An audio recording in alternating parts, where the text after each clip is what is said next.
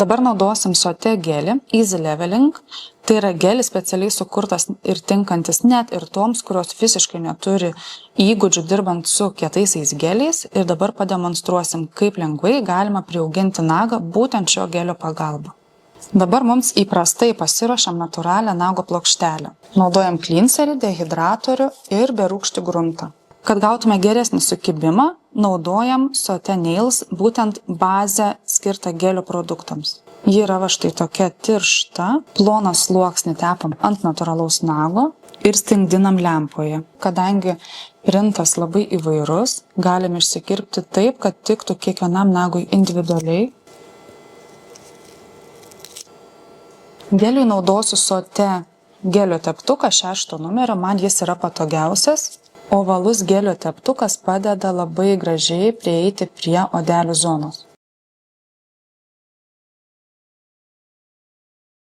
Pirmiausia, visada uždedu burbuliuką ties viduriu ir stumdau gelį link kraštų. Stingdinam lempoje 60 sekundžių. Su geliu visada dirbu taip. Pasidengiu visą nagą plonu sluoksniu ir tada didesnį burbuliuką išlyginu per visą nago plokštelę.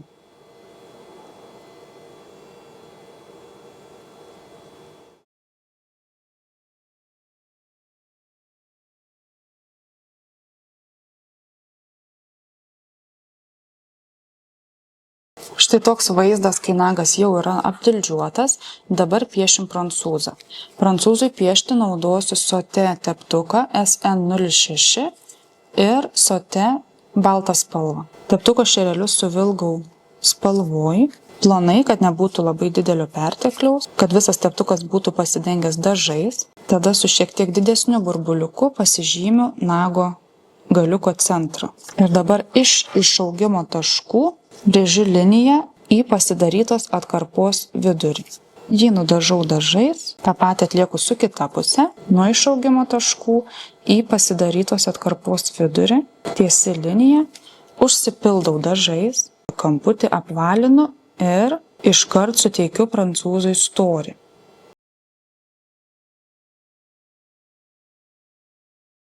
Lakas yra tikrai labai pigmentuotas ir užtenka vieno sluoksnio, o dabar blizgesiui išgauti naudosiu Glossy Topą. 30 sekundžių stingdinam lempoje. Procedūros pabaigai naudojam Sote odelių serumą.